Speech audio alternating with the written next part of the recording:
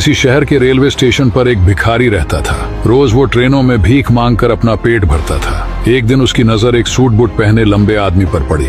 उसने सोचा इससे जरूर अच्छे पैसे मिलेंगे। वह उसके पास गया और बोला, साहब कुछ दे दीजिए। लंबा आदमी मुस्कुराया और बोला, तुम हमेशा मांगते ही रहते हो, कभी किसी को कुछ देते भी हो? भिखारी शर्मा गया, साहब मैं तो भिखारी हूँ, देने के लिए मेरे पास क्या है? आदमी बोला, जब तुम किसी को कुछ दे ही नहीं सकते तो तुम्हें मांगने का भी अधिकार नहीं।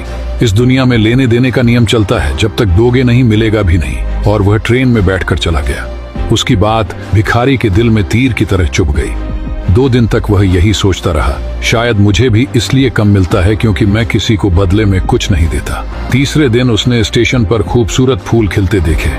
उसके मन में चमक आई, क्यों ना देने वालों को बदले में फूल दूं। उसने कुछ फूल तोड़े और भीख मांगने चला गया। अब जब भी कोई उसे पैसे देता वो बदले में मुस्कुराकर एक फूल दे देता। लोग खुश होते और उसे पहले से ज्यादा पैसे देने लगे। भिखारी समझ गया, देने में ही पाने का रहस्य है। एक दिन वही लंबा आदमी फिर स्टेशन पर दिखा। भिखारी दौड़कर गया, साहब आज मेरे पास आपको देने के लिए फूल है, आप मुझे पैसे दीजिए, बदले में मैं आपको फूल दूंगा। आदमी मुस्कुराया, वाह अब तुम भी एक व्यापारी बन गए। भिखारी की सोच बदल चुकी थी। अगले दिन से वह स्टेशन पर नहीं दिखा।